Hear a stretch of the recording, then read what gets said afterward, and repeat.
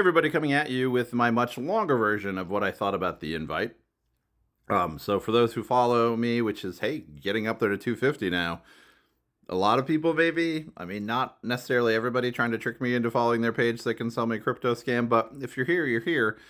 So for those who know, I love movies. I own over 4,000 movies, and I'm trying to watch 100 movies in the movies this year, just to encourage people to go back to the movie theater. And so we can go back to the movie theater and have those community experiences to put out great films like this and have the studios notice that, hey, these really great ideas, these fresh, new, original ideas. And I really feel like this is that year. 2026 has been a year of really great, unique scripts, unique direction, and this is another one of those. So I have my minute ones that I do, which is just, hey, here's what I think about it, in and out. This is one where I like to process. My original intent of coming to this is, again, I love the movies, but I tend to go by myself 98% of the time, and I just want a place to talk about my thoughts, even if nobody's listening or whatever.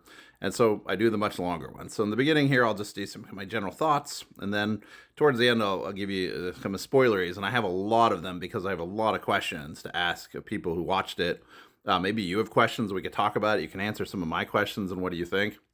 So that's basically what we're doing. So let's talk about this movie and why it hits so hard and has, it's just so many levels.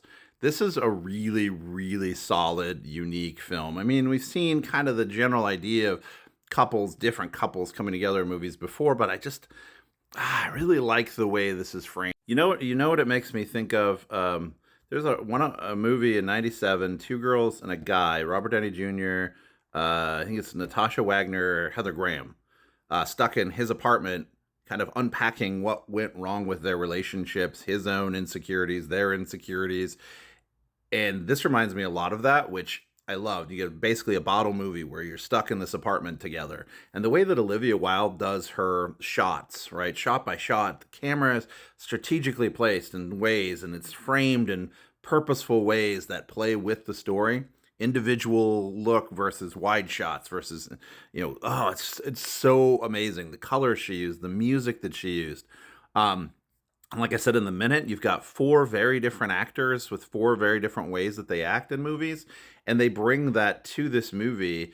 And she really pulls that out of them in a way then that allows them to deconstruct their own acting technique and become eventually each other, which was amazing in the way they played that. Like Edward Norton is playing, the very serious, stoic Edward Norton character. Got a little bit of a quirk to him. You're wondering what's going on with him. Seth Rogen, of course, is eternal jolly everyman character.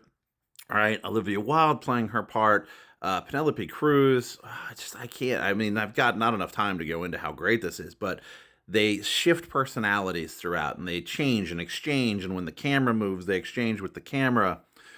It's so beautiful, and the story is really deep, and it hits hard. I didn't, like I said, know to go into what was. I didn't know going in what to necessarily expect. I knew it was kind of a comedy of relationships with some drama mixed in, and that for me reminds me of one of my favorite directors, Edward Burns, who directed like She's the One and Family Brothers McMullen, right? So I thought kind of like that, and I went in and it blew away my expectations. There's so many layers to this. There's so many twists and turns, change of tonality to comedy to drama to really uncomfortability. Is that even a word? Let's go with it. And then back to comedy, back to drama, boom, boom, boom. It's a definitely a tennis match of wills, and it puts out so many questions.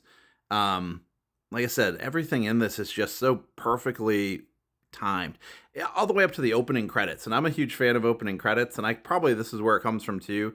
My parents gave me this deep love of old Hollywood, right? They gave me Bette Davis and Humphrey Bogart, Errol Flynn, but Encore Network, when we got cable, gave me my taste of the new Hollywood era, Peter Sellers movies and Guide to the Married Man and Valley of the Dolls. And you know what I'm talking about, that kind of swinging 60s, 70s aesthetic with go-go lights. And I love that about the opening credits. It felt very much like those movies where they celebrate the opening credits. I love a movie that celebrates the opening credits, all the way down to the subdued final credits.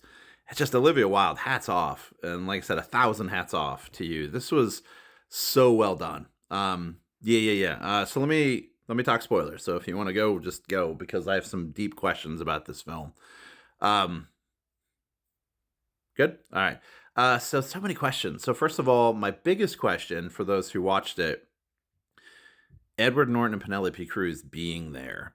Were they really there to swing, or were they really there to save their marriage by playing a giant game of chicken? So it was all the stuff they said happening in their apartment just made up. Like this whole movie seems to be about masks that we all wear and facades that we hide behind, exaggerations of our own story, choices that we make. And so even obviously Edward Norton's name not being really Hawk, right? We're all hiding behind a persona. This cool couple across the way, is that part of their fake personas to make up all these swinger parties. And they did it because, as a firefighter, right? His job was to rescue people. Her as a therapist is a job to rescue people. Did they need them to break down their relationship to the rock bottom of what they were willing to do to hurt each other? Knowing that in this game of chicken, hopefully they would lose and then find each other again. And that's why when the flan disappears, they disappear. Or were they even there at all? And I had that question too, but I think it's probably more likely that the first part. Was that even true? What do you think about that? Let me know what your thoughts are on that. Yeah, for me, this definitely hit really hard, especially being somebody who was divorced 6 years ago. The rise and fall of this arc in the story, um, the choices that you make and having to face it. I mean, this movie was like a therapy session, right? Thinking about as, especially if you're divorced, the consequences of the choices that you made and how you can't put those choices on somebody else. Ultimately, those choices were made, but you made those choices. You chose, and there's an off ramp and there's an on ramp. And I love that about the movie too. Did you catch that when she said, this relationship is over? Right after she said there's two ways this relationship could go, it could die and then restart up, rekindle, right? Or just end. And so by her saying this relationship is over, she meant this type of the relationship. They had broken them down to their roots, which put him back to the piano, which brought her back.